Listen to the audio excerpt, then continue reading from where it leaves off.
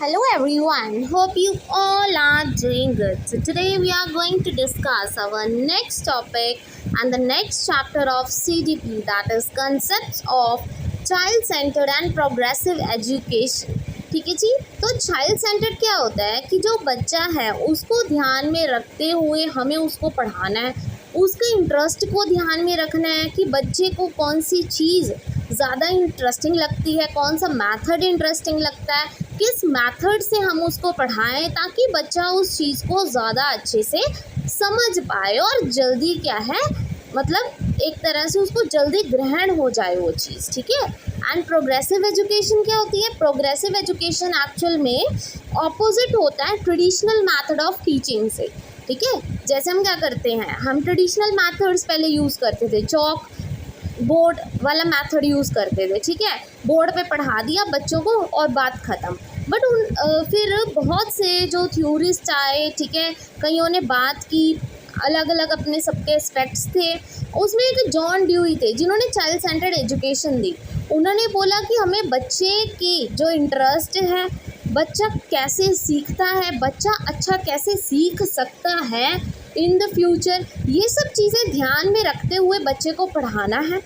ठीक है। और प्रोग्रेस करवानी है ताकि वो फ्यूचर में कुछ कर पाए। ऐसा नहीं है कि सिर्फ उसको बुक रीडिंग करवानी है, रट्टा मरवाना है, जो पुराने मेथड्स ऑफ टीचिंग होते थे वो नहीं करना, प्रोग्रेस करवानी है उसकी। ठीक है। प्रोग्रेस होता ही क्या है, ये प्रोग्रेसिव एजुकेशन होती है एक तरह से reaction against the traditional style of teaching. ठीक है। Traditional simple black board chalk method है और उससे ऑपोजिट चलना है। हमने बच्चे को समझानी है हर एक चीज़, छोटी से छोटी। ये किसने बोला? जॉन ड्यूई ने बोला। आई होप दिस इज़ क्लियर। तो चाइल्ड सेंटर्ड एजुकेशन बहुत ज़्यादा इम्पॉर्टेंट है। ठीक है। इससे क्या होगा, बच्चे की ऑलराउंड डेवलपमेंट होगी, बच्चे की ग्रोथ होगी ज़्यादा अच्छी अगर हम चाइल्ड को सेंटर में रखते हुए, ध्यान में रखते हुए पढ़ाएं। इससे बच्चे की क्या है, इससे बच्चे को पूरी फ्रीडम मिलेगी। ठीक है। लर्निंग बाय प्लेइंग की। फिर उसके बाद टीचर है जो इसमें बच्चे को इनकरेज करेगा, डीमोटिवेट नहीं करेगा, इनकरेज करेगा, बच्चे के इंटरेस्ट को ध्यान में रखेगा, बच्चे को इंस्ट्रक्ट करेगा टाइम टू टाइम। ठीक है। क्योंकि एक टीचर को ध्यान होगा चाइल्ड सेंटर में कि हर एक बच्चे के अपने नीड्स हैं, अपनी कैपेसिटीज़, अपनी कैपेबिलिटीज़, अपनी एबिलिटीज़ हैं, तो उसको ध्यान में रखते हुए टीचर बच्चे को पढ़ाएगा। I hope this one is clear. ठीक है जी। तो अब कुछ प्रिंसिपल्स हैं, जैसे मैंने अभी डिस्कस किया थोड़े बहुत, अब मैं डिटेल में आपको बताऊंगी प्रिंसिपल्स कौन से होते हैं चाइल्ड सेंटर लर्निंग के। चाइल्ड सेंटर लर्निंग के टाइम कौन सी चीज़ें ध्यान में रखनी है, कौन से प्रिंसिपल्स जो मेन है जिस पर हमारी चाइल्ड सेंटर्ड एजुकेशन है जो बेस्ड है। तो सबसे पहली है understanding of the child psychology. सबसे पहला प्रिंसिपल कि कोई भी टीचर हो, कोई भी एजुकेटर हो, वो बच्चे के बिहेवियर को समझे, उनकी रिक्वायरमेंट्स को समझे, उनके सोशल कंडीशंस को समझे, उनकी एबिलिटीज़ को समझे और उस अकॉर्डिंग बच्चे को इंस्ट्रक्ट करें। ठीक है। बच्चे की साइकोलॉजी को समझना मतलब बच्चे के माइंड को समझना। जो एक अच्छा टीचर होगा, चाइल्ड सेंटर्ड एजुकेशन पर जो ज़्यादा फोकस करेगा, वो बच्चे पे ज़्यादा ध्यान देगा, बच्चे के इंटरेस्ट देखेगा। ठीक है। Teacher need to adapt the different strategies. ठीक है। जो एक टीचर है वो अलग अलग स्ट्रैटेजीज अडेप्ट करेगा ताकि वो बच्चे को क्या कर सके, एक तरह से एजुकेट कर सके। ठीक है। बच्चा कोई भी हो सकता है, हाईली इंटेलिजेंट बच्चा हो सकता है, एवरेज इंटेलिजेंट बच्चा हो सकता है, पुअर इंटेलिजेंस बच्चा हो सकता है, जिसकी पुअर इंटेलिजेंस हो, पुअर आईक्यू हो। ठीक है। बहुत तरह के बच्चे होते हैं, बट अगर एक एजुकेटर अच्छा है, एक टीचर अच्छा है, तो वो क्या है, अच्छे से बच्चे को समझ पाएगा। I hope this is clear. ये पहला पॉइंट आपको समझ आ गया, पहला प्रिंसिपल चाइल्ड सेंटर्ड का। Now come second principle, that is evaluation and testing. Evaluation क्या होता है, जैसे सीबीएसई ने 2010 से उन्होंने बोला था कि जो हर एक बच्चे की सीसी लगाएं। सीसी क्या होता है? कॉन्टिन्यूस एंड कॉम्प्रिहेंसिव इवेल्युएशन होनी चाहिए। ठीक है। मतलब यहाँ पे कोई भी बच्चा कोई एक्टिविटी करे, सब कुछ चीज़ें रिकॉर्ड करनी है। ठीक है। टाइम टू टाइम इवेल्युएट करना है कि बच्चे ने कितना सीखा, बच्चे को कितनी सीखने की ज़रूरत है। ये चीज़ों को टेस्ट करेंगे टाइम टू टाइम। चाहे आप प्रोजेक्ट एक्टिविटी करवा लो, डिस्कशंस करवा के देख लो, कोई एक्टिविटी करवाओ, कोई क्लास टेस्ट लो, ताकि आप देख सको कि आप बच्चे को कितना समझ आया है। वो होती है इवेलुएट करना। ठीक है जी, इवेलुएट करना मतलब देखना कि बच्चे ने कितना प्रोग्रेस किया है। तो ये है सेकेंड प्रिंसिपल। ठीक है जी। Now comes the third principle, that is syllabus. तो जो सिलेबस है वो टाइम टू टाइम अपग्रेड करना चाहिए बच्चे के अकॉर्डिंग, पर वो हमेशा बच्चे की साइकोलॉजिकल नीड्स के अकॉर्डिंग ही होना चाहिए। ऐसा नहीं है फर्स्ट क्लास के बच्चे को सेकंड क्लास की बुक आप पकड़ा रहे हो एक तरह से, उस अकॉर्डिंग आप पढ़ा रहे हो। नहीं, फर्स्ट क्लास के बच्चे को उसी के लेवल के अकॉर्डिंग आपने पढ़ाना है, उसी के माइंडसेट के अकॉर्डिंग आपने पढ़ाना है। ठीक है, प्रॉपर बेस्ड होनी चाहिए वो बच्चे की साइकोलॉजिकल एनालिसिस पे।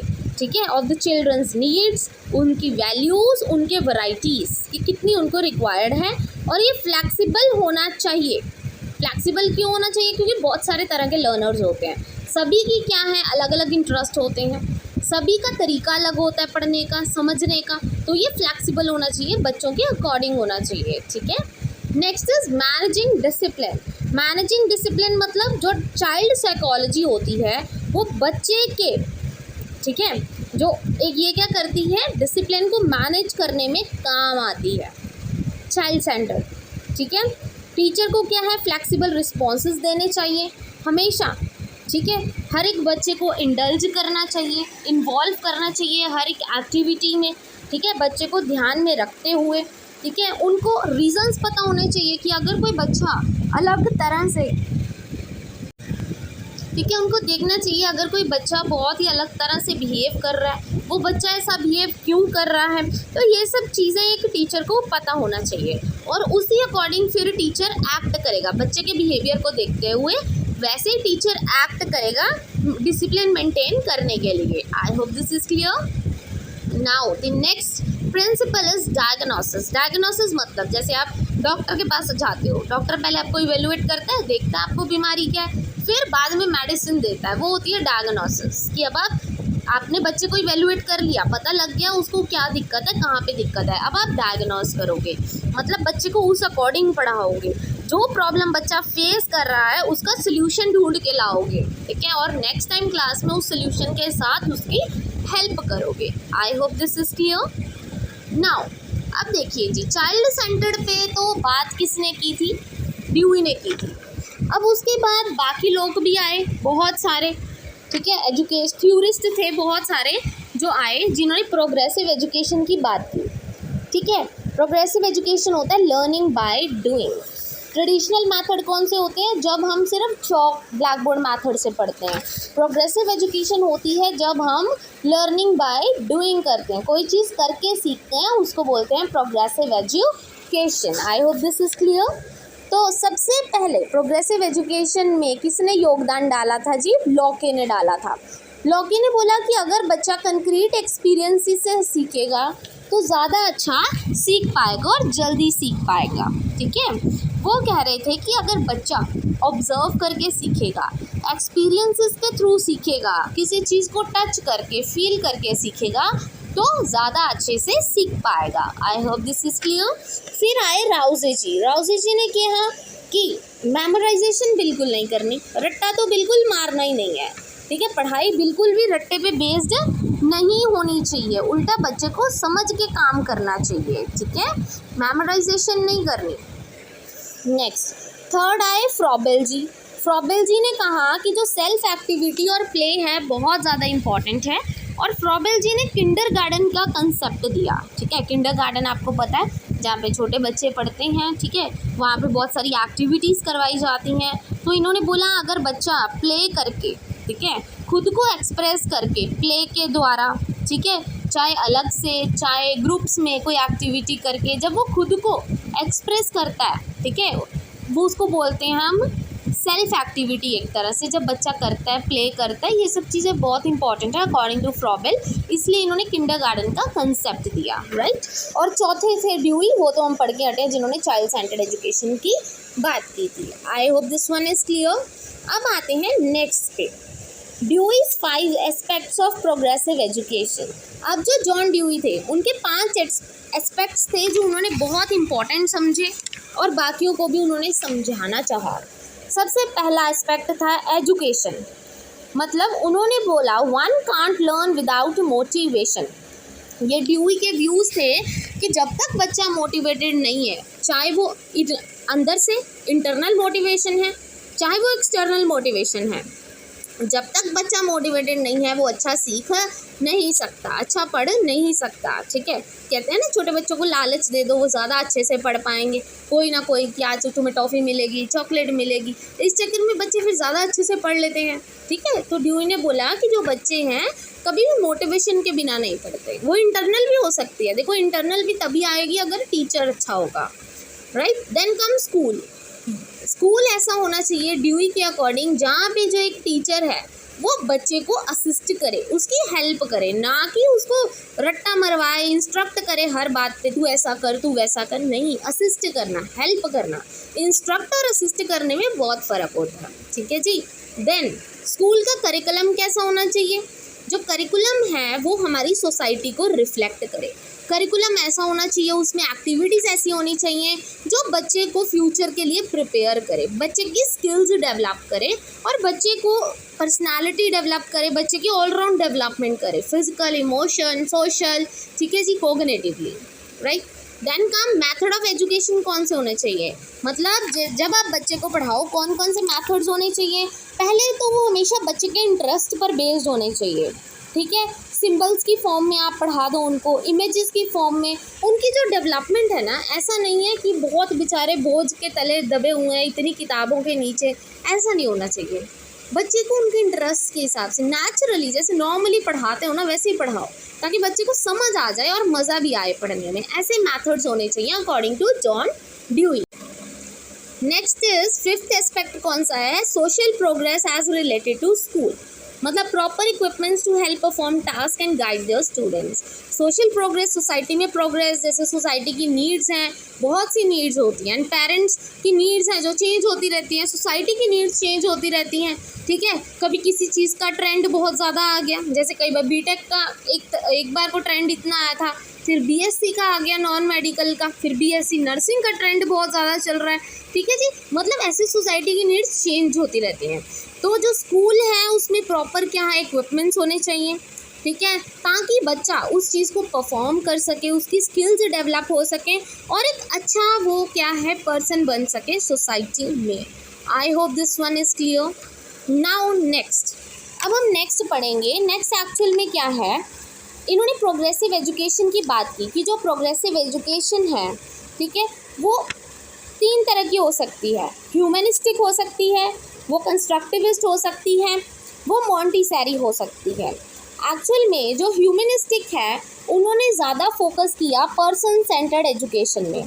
पर्सन सेंटर्ड एजुकेशन मतलब ये ह्यूमन साइकोलॉजिस्ट थे, जो 2 साइकोलॉजिस्ट थे, ह्यूमन साइकोलॉजिस्ट, जिन्होंने ह्यूमंस पे काम किया, पर्सन सेंटर्ड एजुकेशन पे काम किया, मैस्लो एंड कार्ल रोजर्स।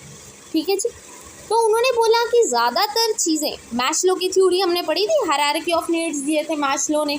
ठीक है जी, कि बच्चे की सबसे पहले जो ह्यूमंस होते हैं उनकी फ़िज़िकल नीड्स पूरी होनी चाहिए। ठीक है, फिर आगे जाके उनकी नेक्स्ट नीड्स स्टार्ट हो जाती हैं, वो कंप्लीट होनी चाहिए। मतलब ये सब नीड्स की उन्होंने बात की। उन्होंने बोला कि ह्यूमंस पे बेस्ड उन्होंने अपनी थ्योरी पे काम किया। पर्सन सेंटर्ड एजुकेशन की उन्होंने बात की। उन्होंने बोला कि जितनी भी एजुकेशन है वो ज़्यादा आर्ट्स एंड सोशल साइंस पे फोकस करे, ह्यूमन की लाइफ पे फोकस करे। ठीक है, नाउ कम कंस्ट्रक्टिविस्ट।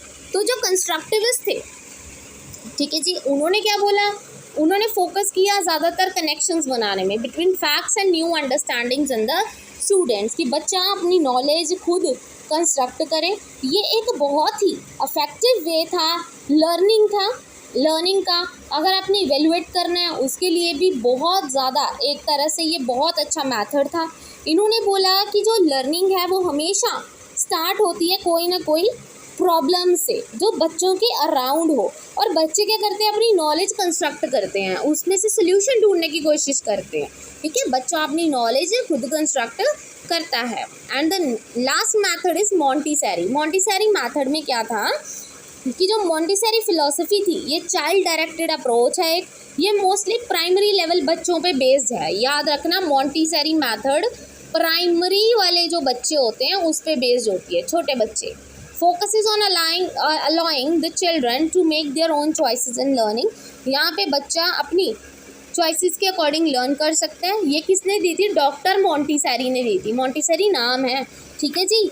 मोंटीसेरी की फ़िलॉसफी है ये, प्राइमरी बच्चों पे उन्होंने फोकस ज़्यादा किया था, डॉक्टर मोंटीसेरी ने, ठीक है। इन्होंने अर्ली चाइल्डहुड एजुकेशन पे ज़्यादा फोकस किया, प्राइमरी स्कूल्स के बच्चों पे ज़्यादा फोकस किया, relies on hands on learning, self directed activity and collaborative play, इन चीज़ों पे ज़्यादा फोकस किया, ठीक है, कि बच्चा हैंड्स ऑन लर्निंग करेगा, खुद करके सीखेगा, ठीक है, and collaborative play, learning by doing, सीखेगा कोलैबोरेट करके एक दूसरे के साथ, ग्रुप एक्टिविटीज़ में सारे एक दूसरे से सीखेंगे। I hope this one is clear. Now comes to the questions, जो PYQs हैं, जो हम मेन है, हम डिस्कस करेंगे। So the first question is what are the kinds of progressive education. अब देखो, जिसने ये कंसेप्ट अच्छे से पढ़ा उसको तो पता है प्रोग्रेसिव एजुकेशन क्या होती है। चलो, प्रोग्रेसिव भी सिंपल पता होता है, but kinds of progressive education सिर्फ उसको पता है जिसका ये कंसेप्ट क्लियर है। तो सबसे पहले let's see the options. Montessori, traditional and constructivist. Traditional कोई मेथड नहीं है, ट्रेडिशनल मेथड तो कभी भी प्रोग्रेसिव में आता नहीं है, क्योंकि ये ऑपोजिट है प्रोग्रेसिव के। Then Montessori, humanistic and child centred. Montessori, humanistic and constructivist. Child centred, humanistic and constructivist. अब देखिए जी, कौन सा मेथड है? तो Montessori, humanistic and child centred method, यही है। फिर से आप सोच सकते हैं कि कौन सा आंसर हो सकता है। तो हमने क्या क्या पढ़ा था, अगर आपको याद हो, ये नहीं है, मोंटीसेरी, ह्यूमनिस्टिक एंड कंस्ट्रक्टिविस्ट, ठीक है जी। So C option is your correct one here. Confuse नहीं होना, अगर आपको पता है आपका आंसर सही है तो आप टिक लगा सकते हैं। Now comes the next question. Child centred education was advocated by which of the thinkers. Child centred education किसने दी थी? सबसे पहले एरिक एरिक्सन ने तो सोशलाइजेशन की थ्योरी दी थी, 8 स्टेजेस, ठीक है। चार्ल्स डार्विन ने भी इसकी बात नहीं की। BF स्किनर ने ऑपरेंट कंडीशनिंग दी थी। जॉन ड्यूई ने चाइल्ड सेंटर्ड एजुकेशन की बात की है। So D option is your correct one. Now comes to the next question. Kindergarten का कंसेप्ट किसने दिया? तो अभी हम पढ़ के आते थे, किंडरगार्टन का कंसेप्ट किसने दिया था? मोंटीसेरी ने दिया था। So A option is your correct one. Dewey ने नहीं दिया, फ्रॉबेल ने नहीं दिया, रोजे ने नहीं दिया, ये मोंटीसेरी ने दिया। डॉक्टर मोंटीसेरी ने किंडरगार्टन का कंसेप्ट दिया, जबकि ये गलत है, ठीक है जी। इन्होंने नहीं दिया था, मोंटीसेरी ने नहीं दिया था। मोंटीसेरी ने तो सिर्फ कोलैबोरेटिव एक्टिविटीज़ की बात की थी, ठीक है। किंडरगार्टन का कंसेप्ट दिया था फ्रॉबेल ने। D option is your correct one, ठीक है जी। I hope this one is clear. Confuse मत होना, ठीक है जी। ये तो जस्ट मैं आपको कंफ्यूज करने के लिए बोल रही थी, बट अगर आपको ऊपर जो आपने पढ़ा अभी अगर आपको पता होगा तो आपके आंसर्स भी सही होंगे, ठीक है। Then humanistic education focuses on. Humanistic जो एजुकेशन थी, जो कार्ल रोजर्स ने और मैस्लो ने दी थी, राइट। किसने किसने दी थी ये भी बता देते हैं हम। कार्ल रोजर्स ने दी थी एंड मैस्लो ने दी थी। मैस्लो, MA है ये, ओके। तो उन्होंने किस चीज़ पे बात की थी? सिर्फ साइंस या सिर्फ आर्ट्स पे? नहीं जी। सोशल एंड पॉलिटिकल साइंस पे? नहीं जी। उन्होंने आर्ट्स एंड सोशल साइंस की बात की थी। So A option is your correct one here. Now comes to the next question. A progressive teacher should always motivate her students to. जो एक अच्छा टीचर होगा, प्रोग्रेसिव टीचर होगा, ठीक है, तो वो क्या करेगा? हमेशा अपने बच्चों को मोटिवेट करने के लिए ask all queries they have, ठीक है। क्या वो बच्चों को पूछेगा कि आप में कौन कौन सी क्वेरीज हैं? चलो ठीक है, पूछ भी लिया। Acquire knowledge of the content given, सिर्फ कंटेंट की नॉलेज नहीं। Interact actively in any discussion in the classroom या पार्टिसिपेट ओकेजनली, मतलब कभी कभी पार्टिसिपेट करना नहीं जी। वो हमेशा एक्टिवली इंटरैक्ट करेगी अपने बच्चों से, कोई भी डिस्कशंस हो बच्चों को भी इन्वॉल्व करेगी, एज वेल एज खुद भी जो टीचर है वो इन्वॉल्व होगी, ठीक है जी। So this is all about today. I hope ये जो कंसेप्ट है चाइल्ड सेंटर्ड एजुकेशन और प्रोग्रेसिव एजुकेशन का, ये आपको क्लियर हो गया होगा। आज सारा ये चैप्टर इम्पॉर्टेंट है तो प्लीज़ कर लेना, बट इसमें से PYQs जो हैं बहुत कम थे, मैंने भी जब देखे, ठीक है। तो ध्यान में रखना, बट आपको कंसेप्ट क्लियर होना चाहिए। और अगर आज की वीडियो अच्छी लगी हो, अंडरस्टैंडेबल हो, यूजफुल लगी हो, then please don't forget to like and subscribe my channel. Thank you very much.